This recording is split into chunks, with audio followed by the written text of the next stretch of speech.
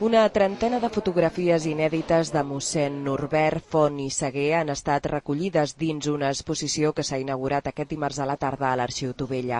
La mostra ofereix l'oportunitat de descobrir a través de l'encant de les fotografies l'esperit modernista en la natura des de vessants científics, paisatgístics i costumistes dels llocs estudiats entre 1905 i 1907.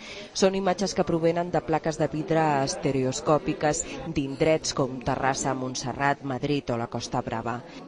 L'objectiu de l'exposició és donar a conèixer el fons i després també presentar una tècnica fotogràfica que és la que ell utilitzava i que utilitzaven molts fotògrafos de finals de segle i de principis de segle, que era el vidre estereoscòpic.